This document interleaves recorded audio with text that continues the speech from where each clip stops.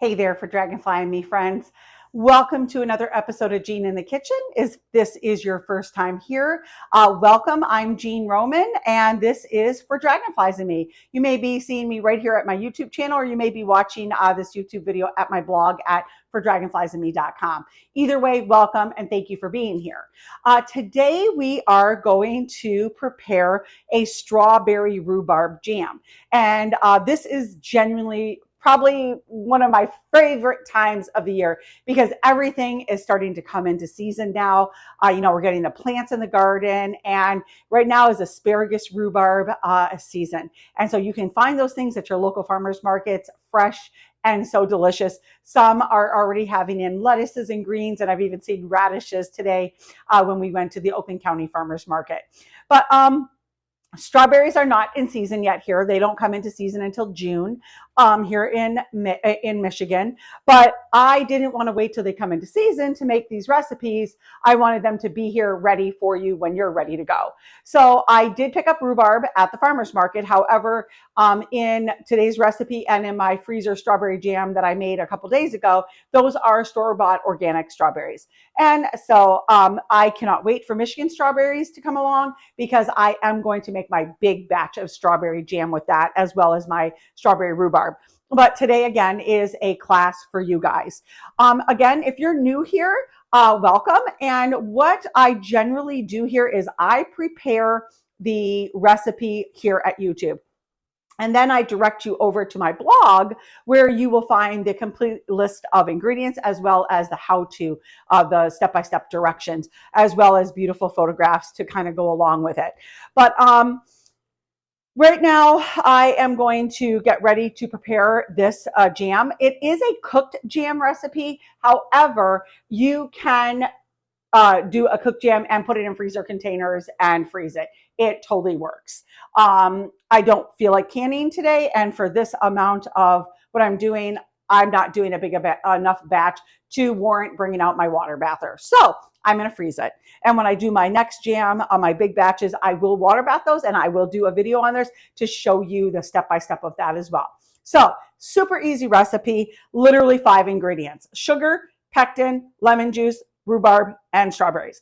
Now I have already gone ahead and crushed my strawberries and diced my rhubarb. So I've got them into about 1/2 inch, 1 inch chunks.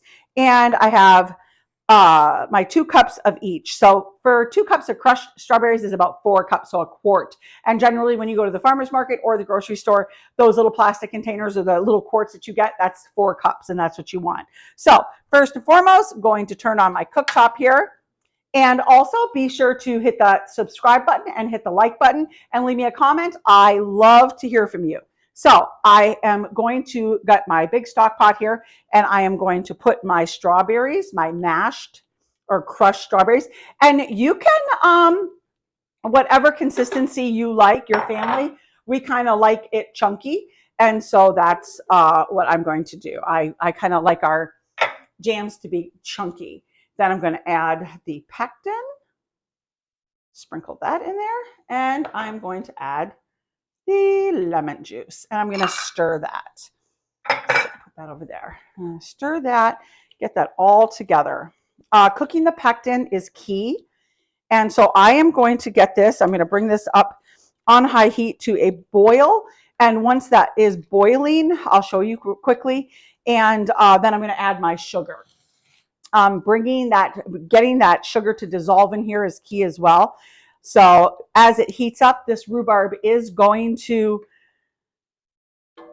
soften up and get mushy to where it'll blend in nicely with the strawberries. And I'm actually mashing some of the strawberries up in here. If you want to mash it a little bit more, you can always use your a potato masher, which I will do in a little bit as this starts to cook down. I'm going to actually do a quick live with this on my social media, but you may be wondering, what is pectin? Pectin is actually derived, it's found in the fibers, in the fibrous parts of plants, vegetables, fruits, and it is taken from there, and that is what acts as the thickening agent for jams and jellies. You can use other things, but I really do recommend sticking with pectin. Um, it has always been the thing that works best for me. And there's actually 4 types of pectin as well. I use the standard pectin for freezer jam. There's also a liquid pectin. There is an instant pectin, and there is also a low sugar pectin. If you need to do a low sugar recipe, then that might be what you want to do and use. And the jams are still good.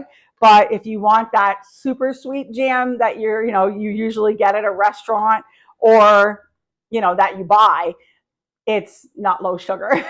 So it's kind of crazy when you think that I have 4 cups of fruit in here and I'm going to use 5.5 cups of sugar.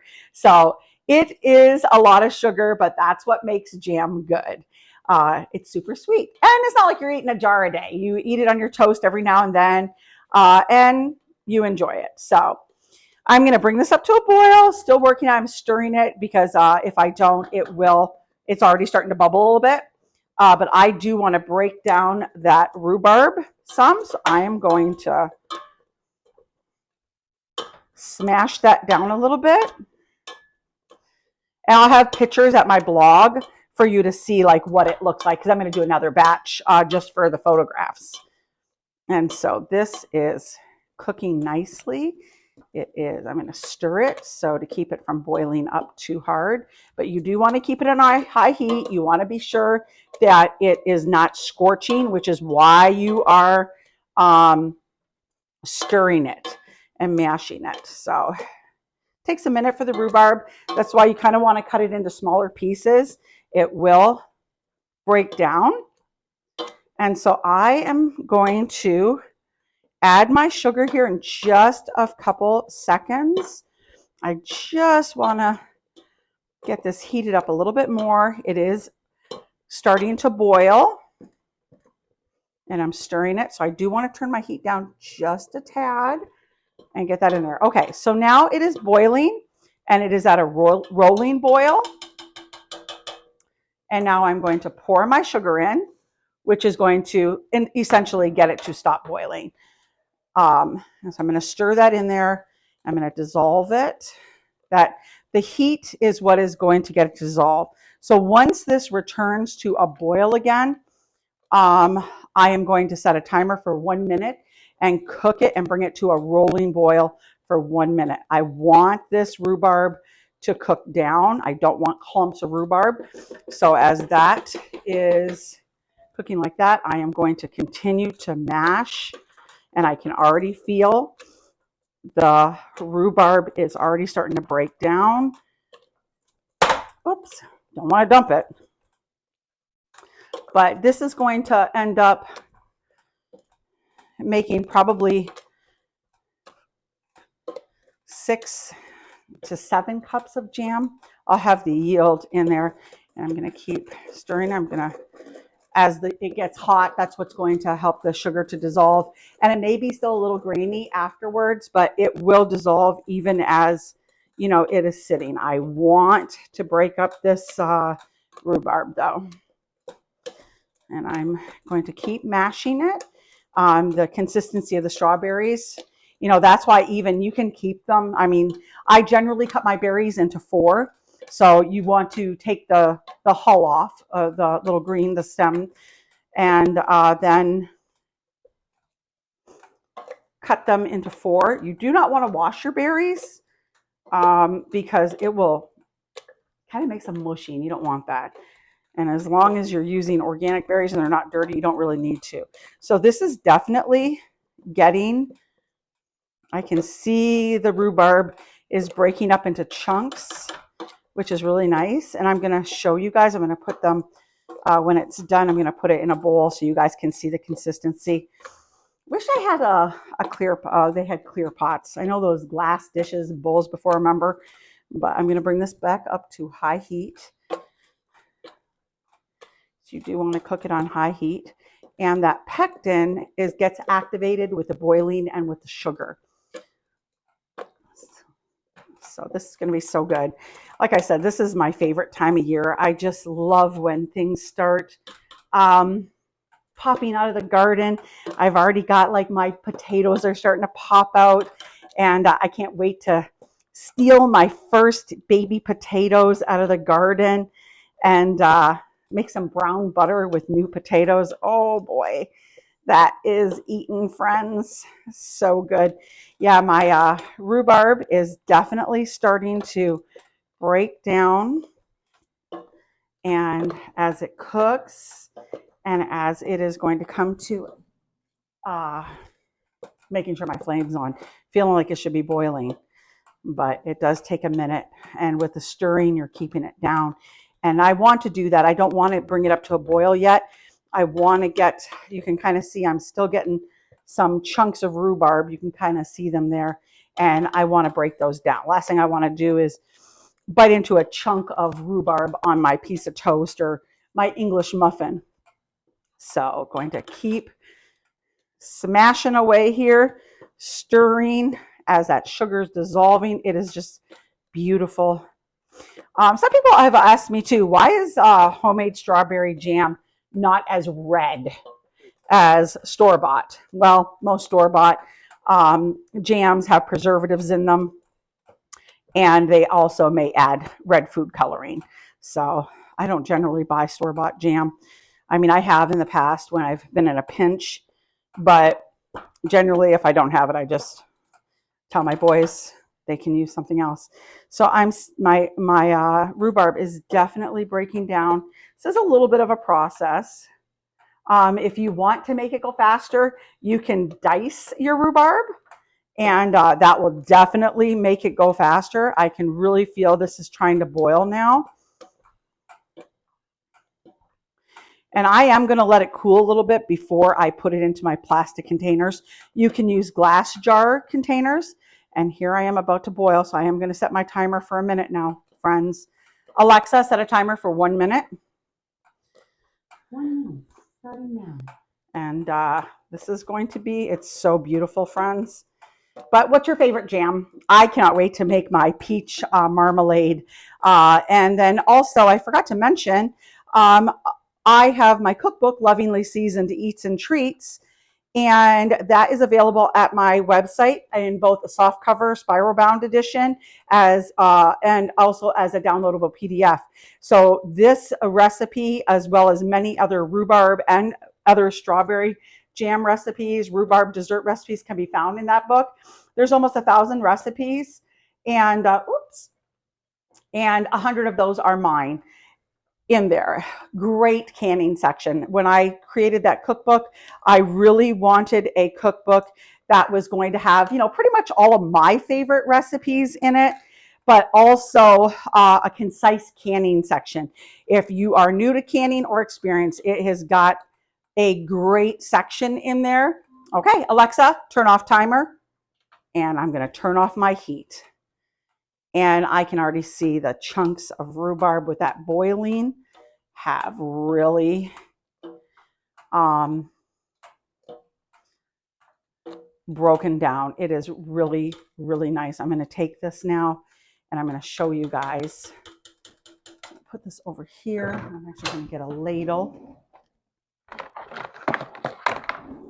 and show you guys what this looks like. Some of you may also be wondering, what do I use why do jam recipes call for lemon juice? Lemon juice actually helps it to de-acidify it, as well as make it to where it's not so, it doesn't foam up. So this is kind of a big bowl. I'm going to find a little bowl, friends. Rinse that out. And definitely don't want any water in here because it will impact the pectin. So I am got some splashes here, but I want to show you guys how beautiful this jam is. And oh, it's so delicious. And for people, who don't think they like rhubarb, this is just delicious. So there we go. Isn't that just so pretty, friends? And that's going to set up beautifully. I'm going to put them in my freezer containers, and they set out on the counter for 24 hours. And then whether you water bath them or freeze them. And then if you water bath them, you want to process them. in a water bather. So what that means is you bring your water up to a rolling boil, and then you process it for 10 minutes. Super easy. But like I said, I just didn't want to do this today. I wanted to just throw it in the freezer. So in the freezer, I'm still going to let them set up on the counter for 24 hours. They will start to congeal and set up and be pliable. They're still going to be runny, just like normal jam. It's not like a Jello, but it is delicious. And so friends, like I always say, I really appreciate you being here. Thank you for supporting me. And like I always say, be sure to smash that subscribe button, smash the like button, and follow me here at my blog, at my podcast, on social media, Facebook and Instagram. I put out lots of great content every day. And here, of course, be sure to subscribe.